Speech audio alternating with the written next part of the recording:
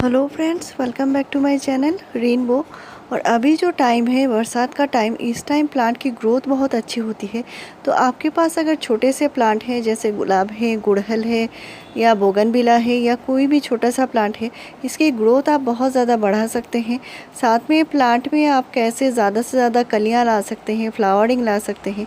तो इसके लिए मैं फर्टिलाइज़र बताऊंगी। ग्रोथ के लिए अलग फर्टिलाइज़र होती है और फ्लावरिंग के लिए अलग फर्टिलाइज़र होती है, तो दोनों ही मैं बताने वाली हूँ। तो साथ में और एक प्लांट के बारे में बताऊंगी।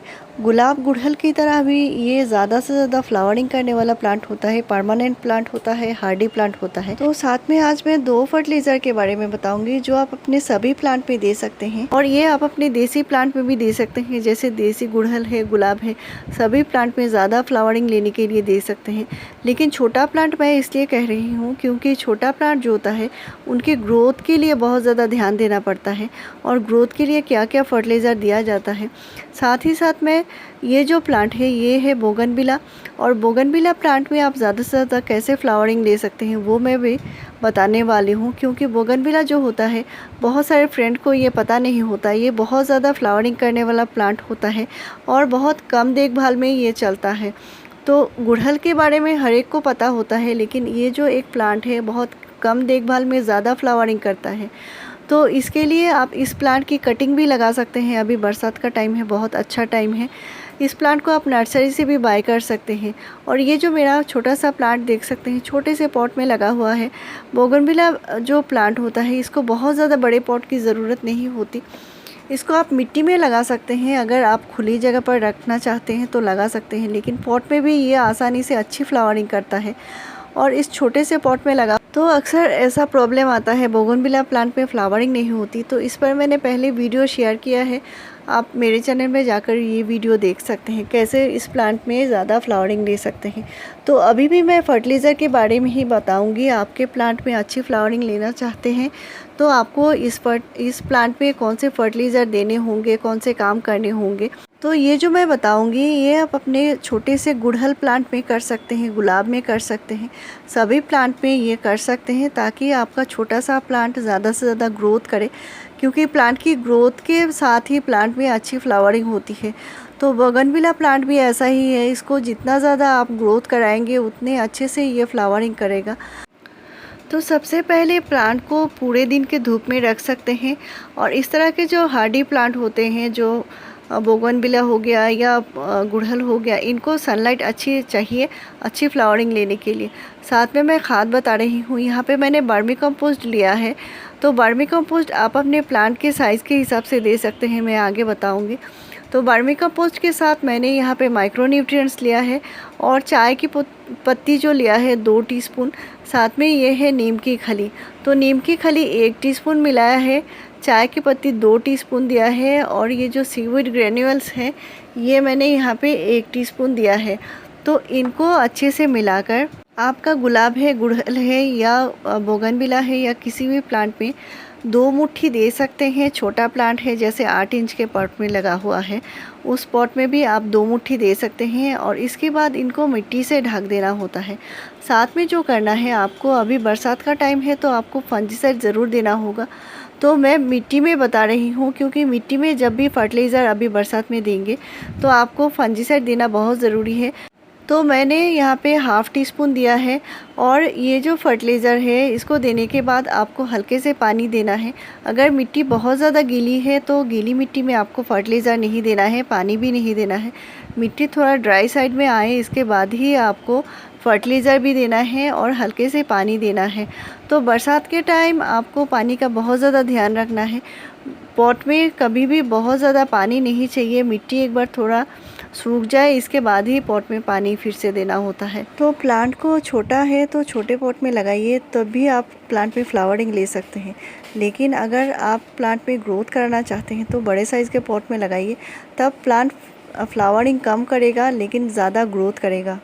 तो अगर आपने ये ग्रोथ के लिए फर्टिलाइज़र दिया है, जैसे वर्मी कंपोस्ट हो गया या काउडंग कंपोस्ट हो गया, इस तरह के फर्टिलाइज़र देते हैं तो कम से कम आपको 20 से 25 दिन के गैप में एक बार छोटे प्लांट में देना होगा, तो ही प्लांट में ग्रोथ कंटिन्यू होती रहेगी। साथ में मैं आगे बताऊंगी प्लांट में फ्लावरिंग के लिए जो फर्टिलाइज़र है वो कौन सा देना है और कैसे देना है। तो इस बरसात में पॉट की मिट्टी हमेशा क्लीन रखिए और प्लांट में कम से कम 15 डेज़ के गैप में एक बार फंजीसाइड ज़रूर दे दीजिए। इससे प्लांट हेल्दी बना रहेगा, प्लांट में कभी भी फंगस का इशू नहीं आएगा। और इस प्लांट में अगर पॉट की मिट्टी में पानी जम जाती है तो आपको जो ड्रेनेज होल है वो ज़रूर चेक कर लेनी है। हमारे जो फ्लावरिंग प्लांट होते हैं इनको सही न्यूट्रिशन मिलने के बाद ही अच्छे से ये फ्लावरिंग करते हैं। और मैं अपने प्लांट में ऑर्गेनिक तरीके से और इनऑर्गेनिक तरीके से दोनों ही मैं जो फ्लावरिंग के लिए फर्टिलाइज़र है वो इस्तेमाल करती हूँ। तो ऑर्गेनिक तरीके से जो फर्टिलाइज़र है उनके ऊपर मैंने वीडियोस शेयर किए हैं। 250 से ज़्यादा वीडियोस मेरे चैनल पर आपको ऑर्गेनिक फर्टिलाइज़र के ऊपर वीडियोस मिलेंगे। इनसे आप ज़्यादा से ज़्यादा प्लांट में फ्लावरिंग ले सकते हैं। और मैं लिक्विड तरीके से ज़्यादातर फर्टिलाइज़र बनाती हूँ ताकि प्लांट को बहुत अच्छे से मिले और प्लांट ज़्यादा फ्लावरिंग करे। तो ये देख सकते हैं प्लांट को घना बनाने के लिए कैसे प्लांट की पिंचिंग करनी है, क्योंकि पिंचिंग करने से प्लांट जितना ज़्यादा घना होता है, प्लांट में न्यू शूट आते हैं तो ही प्लांट पे ज़्यादा से ज़्यादा फ्लावरिंग भी होती है। तो छोटा प्लांट है, आप कटिंग नहीं कर सकते बहुत ज़्यादा, तो इसके लिए पिंचिंग करना बहुत ज़रूरी है।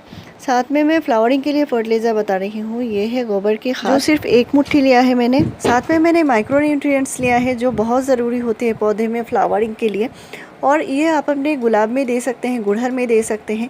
इस फर्टिलाइज़र को आपको कम से कम 20 से 25 दिन के गैप में देना है, बहुत जल्दी नहीं देना है।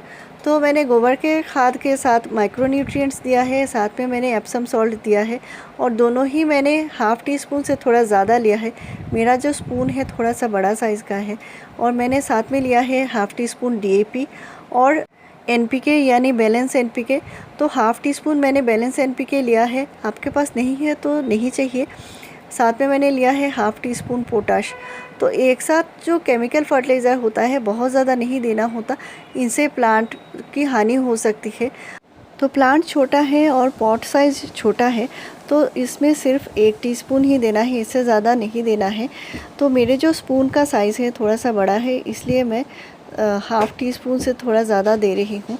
और इसको देने के बाद पॉट में पानी देना होता है, जो बहुत ज़रूरी है पॉट में पानी देना। तो आपको जो देना है 20 से 25 दिन के गैप में एक बार ये फर्टिलाइज़र दे सकते हैं आप पौधे में।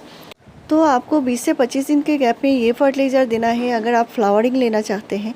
लेकिन अगर आप ग्रोथ लेना चाहते हैं तो आपको नाइट्रोजन फर्टिलाइज़र कम से कम 20 से 25 दिन के गैप में देना होगा।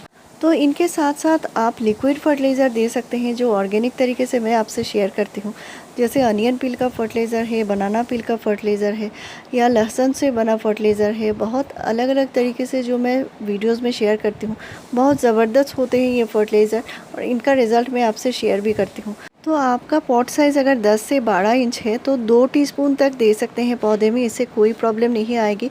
लेकिन ये फर्टिलाइज़र देने के बाद आपको पानी ज़रूर से देना है पौधे की मिट्टी में। तो मेरे चैनल में फ्रेंड्स आपको ऐसे ही बढ़िया जानकारी मिलती रहेगी। आपको अगर किसी भी तरह की क्वेरी है या क्वेश्चन पूछना है तो मुझसे पूछ सकते हैं, मैं ज़रूर रिप्लाई करूँगी। मेरे चैनल में ऐसे ही बढ़िया जानकारी पाने के लिए मेरे चैनल को ज़रूर सब्सक्राइब कीजिए, लाइक शेयर और कमेंट कीजिए। वीडियो पूरा देखने के लिए थैंक यू।